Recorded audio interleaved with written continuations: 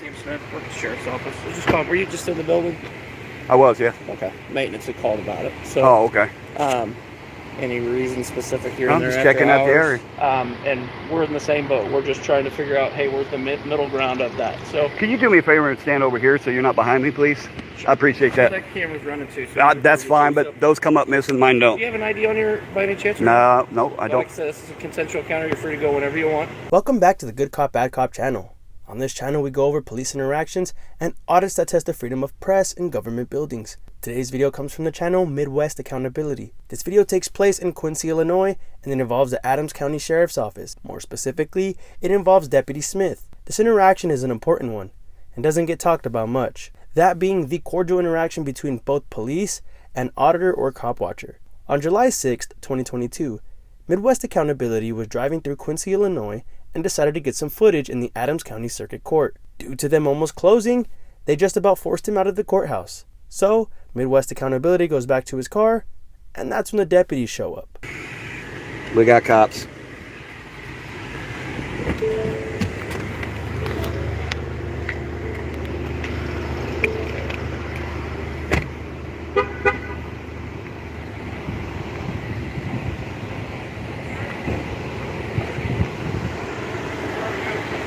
Good, what can I do for you? Thanks, Sam Smith, work at the sheriff's office. I was just calling. Were you just in the building? I was, yeah. Okay. Maintenance had called about it. So. Oh, okay. Any reason specific here? I'm just checking out the area.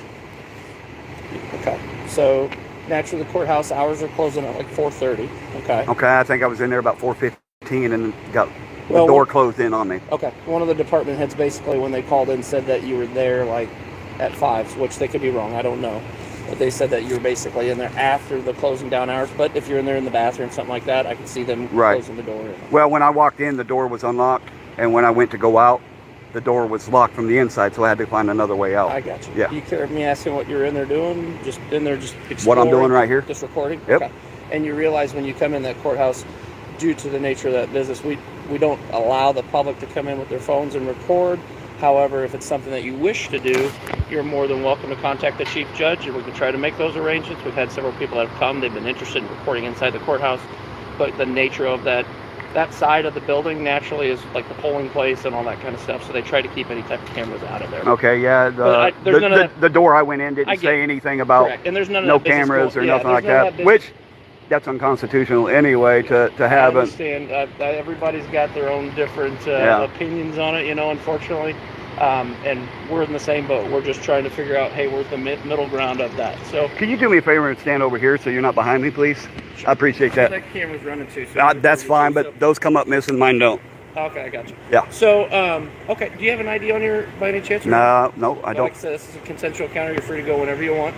Free to go, I'm free to stay, right? Free to go, free to stay. Right. Absolutely. Right. Absolutely. No, if I didn't do anything wrong, I'm not going to give you no ID or nothing. Yeah, so. no, that's fine. You did not do anything wrong. That's just. I Like appreciate that. that. We got a phone call from maintenance saying, hey, a guy just left the building and we found him in here after hours, and just checking to make sure there wasn't any type of an issue or whatnot. But no. If there was an issue, I know how to get a hold of people and speak my mind. So. I got you. Okay. And what was your badge number? My name is Sam Smith. I'm the chief deputy. Chief deputy. Yep. My badge is 2. This is Pat Frazier. He's one of our patrolmen, and his badge is 15. 15. Okay. Yeah. So, but yeah, just wanted to check, make sure everything was okay. And oh yeah. Like I said, you're free to record all you want. There's everybody. Like I said, that's a big hot topic. Is people wanting to check to see, what is constitutional in those buildings and whatnot. We've done our research on it as well, trying to figure out, hey, what's the right answer, what's the wrong answer. Unfortunately, it's one of those things where there's a lot of gray area. No one wants to make a definitive, hey, this is good or hey, it's not. But well, there should be no problem with accountability and transparency.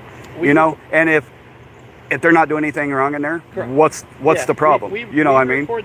And I talked to several people inside the building when I was in there, and no one said a word to me other than, "Can I help you?" Which is good. Which is what they should do. Right. Now the channel is called Good Cop, Bad Cop for a reason. We like to highlight both sides of the spectrum to provide as much transparency as possible. Now, I can definitely nitpick here and say the Constitution isn't up for interpretation, like this deputy tried to say, and that all public buildings, spaces, and forums are subject to be recorded. But to be honest with you, this is one of the most professional interactions that I've seen by a law enforcement officer. He's not being persistent or even telling Midwest Accountability that he can't record. He was actually very informative and trying to understand the situation. Now I know that can all change in an instance, especially with cops or deputies, but for the most part, Deputy Smith seems genuine. He said something important here, and that was that he just wants to meet in the middle so that we all get better at understanding each other. How often do you hear Leos say that? I also appreciate the way Midwest Accountability is using some of the things that officers say to us, such as, "Can you not stand behind me?" Just overall, this is a decent interaction. But let's get back to the video and see how this all plays out. Observe and report. I'm good with that. When you were in the building, were you recording in the building? I was. Okay. Yep. All right. Just be aware that, like I said, in the future, if you do go in that building, they ask that you keep your phone up.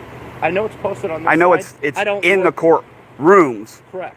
Typically, I don't know if it's posted on that 5th Street side or not. I don't go in there enough. Yeah, the door I went into, it was not posted anywhere. Okay.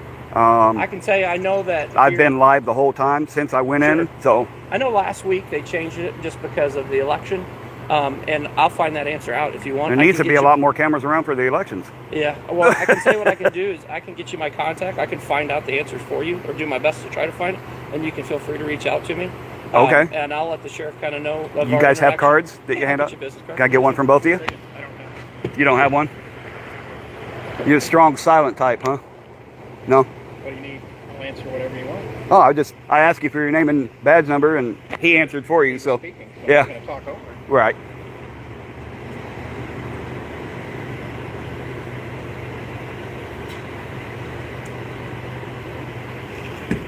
Somewhere in here.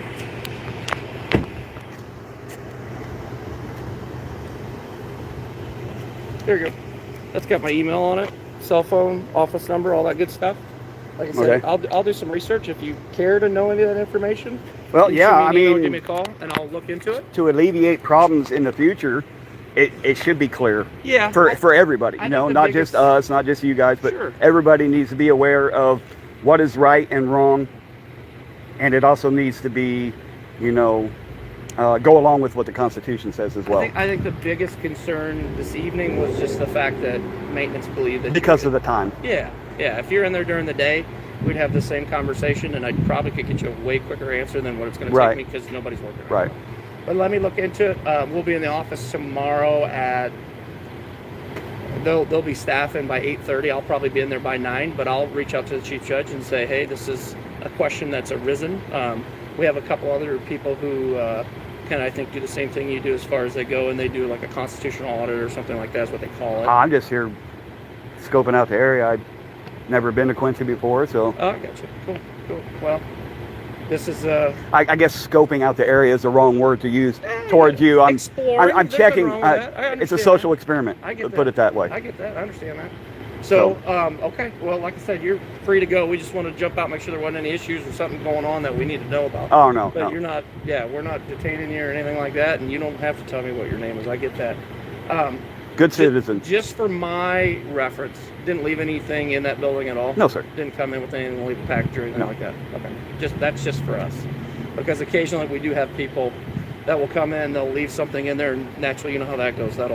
Right. We had, occasionally we will have bomb threats. So if somebody comes in and sees a bag sitting in the building, you can see No, where if I'm out here trying to hold people accountable and trying to be transparent, I'm not going to do something that's going to draw even more attention to myself. You know what I mean? You're an unpaid set of eyes for us. So if you see I'm an unpaid set of eyes for everybody, not just something that alerts you that you think we need to look into, definitely call. Definitely call, and we'll come help. Well, I don't know that I'll call, but I'll definitely have it on if I would encourage you to. If one of my viewers wants to say something, then that's on them. Absolutely. But I'm just not one to call the police. So. No, I get it. Like I said, our maintenance guy, he had seen you, and then he'd seen you walking over here, and just by dumb luck, we're like, hey, we're gonna jump out and just see what's going on. So I wish he would have jumped out sooner. We could have had a conversation with a good backdrop. Well, yeah, exactly. Right. You got an old abandoned bank. Right. Old abandoned ATM. Yep. All right. Well, I appreciate it. All right, Thank you, man. sir. Stay Have a safe good out day. there.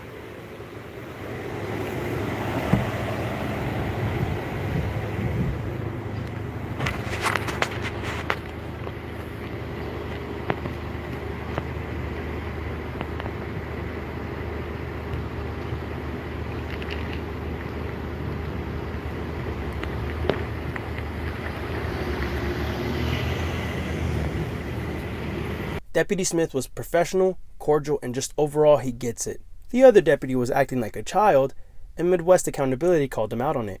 Rightfully so too, because Midwest wasn't doing anything to warrant that reaction from that deputy. Regardless of that deputy's attitude, this interaction was still a great one, and is one that should be commended.